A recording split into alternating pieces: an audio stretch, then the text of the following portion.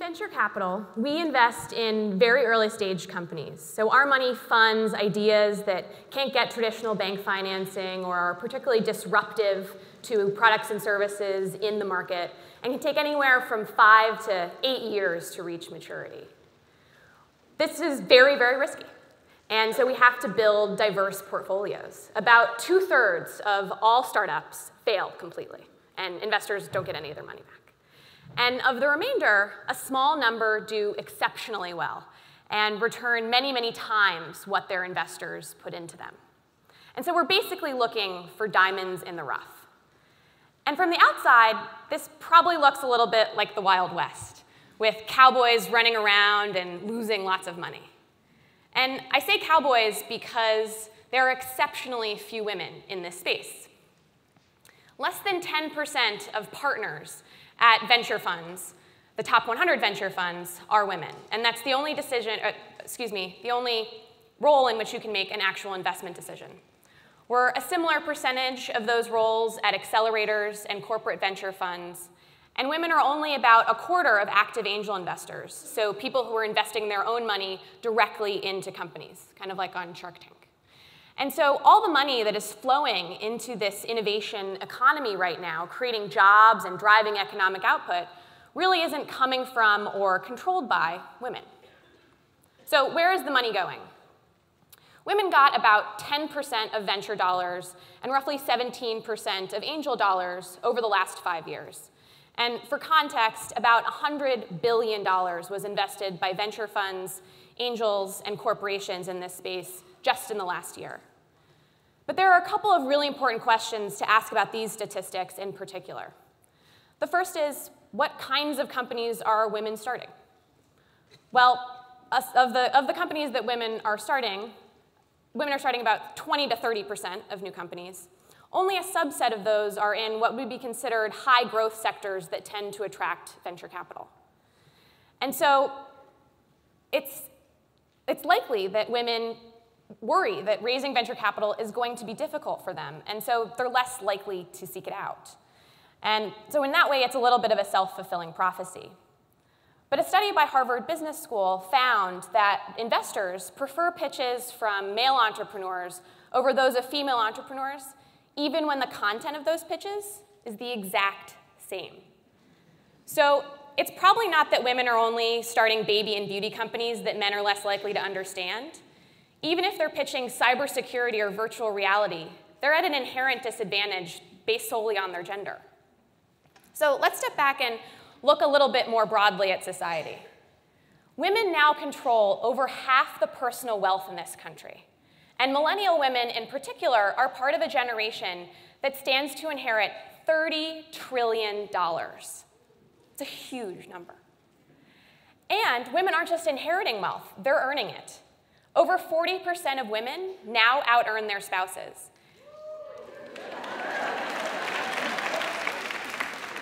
And that number is only going to continue to grow, as for the first time in history, we have more women, a majority of women, working outside of the home.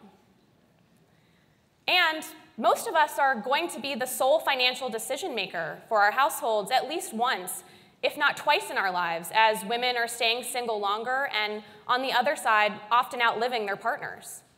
And regardless of what stage of life, women make the vast majority of purchase decisions in this country. We decide where the trillions of dollars of disposable income is spent. We decide what products and services succeed or fail, whether it's buying a home or a car or appliances or furniture or apparel. We literally drive the consumer economy. And on top of all of this, the companies that we help to lead do better. And they don't just do a little better, they do a lot better. So starting small, just with private technology companies, studies have found that those with women in leadership provide a 35% higher return on investment. Looking more broadly at just private companies, an early stage fund that's been investing for over a decade and has over 300 private companies in its portfolio found that those with at least one woman on the founding team created 63% more value than those companies founded by all male teams. So from the time that they invested, the value of the company then, to the time of the value of the company when they exited or the most recent valuation was 63% higher. And it's not just technology companies or private companies. Researchers looked at over 20,000 public companies in over 91 countries and across a variety of industries and sectors, and found that those with women in at least 30% of leadership positions added 6% to net profit margin. So we were driving revenue higher and making expenses lower. This is a huge dislocation. Women have money to invest. Women who need money to build companies and are more likely to do well with it are basically ignored by the current market. So why aren't these investment dollars flowing into these overlooked opportunities? For a variety of biologic and economic reasons, men and women behave differently, and they act differently. And in many ways, that's extremely beneficial and important. And it's probably, absolutely, one of the reasons that diverse teams perform better. But when it comes to our attitudes towards money and finance, we're stunting our own growth. Women tend to be savers and cautious spenders. We want to grow our wealth, but we don't feel as confident or in control of our financial futures as our male counterparts. And we're worriers, right? And so we worry that we just don't know enough. And so as a result, we tend to wait to make financial decisions, or we just avoid making them altogether. We don't really even give ourselves the chance to take risk. And I've seen this firsthand. In my angel group in New York, we're now 70 members strong, all young professionals in their late 20s and early 30s. And we've really struggled to attract young women who are high earners early in their careers. The most common response I hear is, I really don't feel comfortable and confident enough to make those kinds of financial decisions, and I'll probably just figure my money out later. The women who do join our group usually fit one of two archetypes. Either as part of their day jobs, they're used to making decisions around risk, or they're women who join with their husbands and they co-manage most or all of their finances. In my role as a venture capitalist, we recently hired an associate, and in the almost 1,000 inbound resumes that I received, only a small portion were from women. So we had to do a lot of outbound outreach. Women have lower hubris and higher humility. We underestimate ourselves. And so it's not really surprising that we lack the confidence to make financial decisions. For ourselves, certainly, but I'd argue that that's also a barrier for many women to consider careers as professional investors and make those decisions with other people's money. We need to fundamentally shift that mindset to shift the market. We need women to participate, because participation is empowering, and empowerment is what builds that confidence. We need to embrace financial risk as a positive. That's been the hardest thing for me because I am far from a natural-born risk taker. I was born and raised in Cincinnati, Ohio, and my father is a lawyer whose job is basically to come in and deal with situations that have gone really badly. So building collapses and fires. He taught me to always plan for the worst-case scenario. And he taught me to travel with duct tape, which, I kid you not, I actually bought to Richmond, Virginia. And it's with this background that I lost every penny that I put into my first private investment. And on paper, that was devastating. This money that I had worked so hard for early in my career was just gone. But successful risk-taking isn't brash and reckless. We often confuse risk with impulse, but smart risk-taking is actually very well planned. When you're looking at making an investment, you spend a lot of the time leading up to it evaluating the pros and cons. You try to figure out what the key questions are that you need to answer to make a decision. If you can answer those questions, then you've done your best diligence. The hard part, of course, is figuring out what questions to ask. When I was looking at this investment, I spent all of my time looking at the product and the market, and I basically ignored the people that I was relying on to actually execute all of it. They seemed really nice and super capable and really fun to be around. And I'm sure they'll be fine. Well, it turned out that they actually had a whole personal history together that I didn't know anything about. And they couldn't make any decisions without arguing. And that's why the company went under.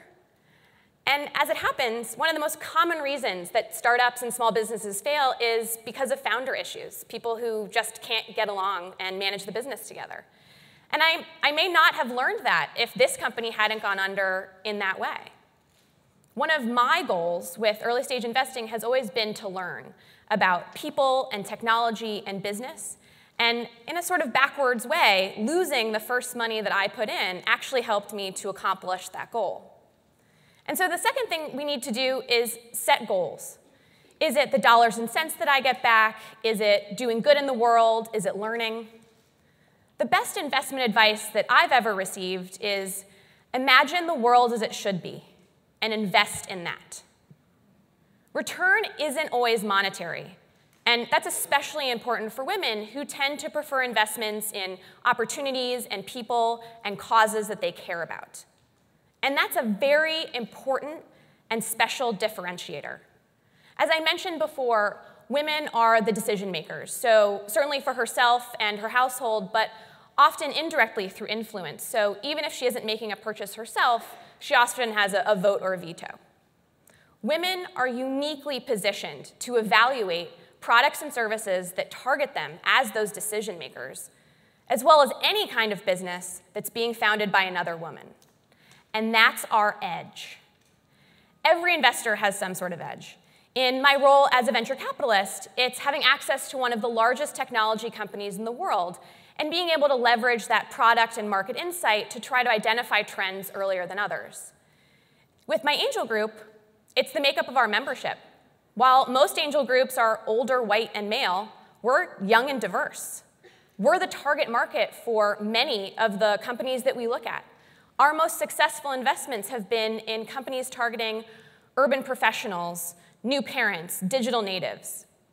And most of the companies that we look at are founded by our peers, so we're best positioned to evaluate their story and experience. The exact same is true for women. They're the target market for many products and services that are being founded, and they can simply better relate to and understand the perspective of a female founder, regardless of what kind of business she's starting. And so it's time that we pair women's wealth with the women who can grow it. We need to take our money, invest it in ourselves, and reap the benefits ourselves. We need every woman to take even 5% of her investable assets and put it in a woman-run venture, or with a fund whose thesis includes investing in diverse teams. Even if it isn't in a venture or a small business, you can put your money with a mutual fund that has a female manager, or in the stock of a public company with a female CEO. We can own our financial future, and we can do good in the world, and we can help other women, or we can just make money. But we have to do it now, when no one else is, because this is our market for the taking.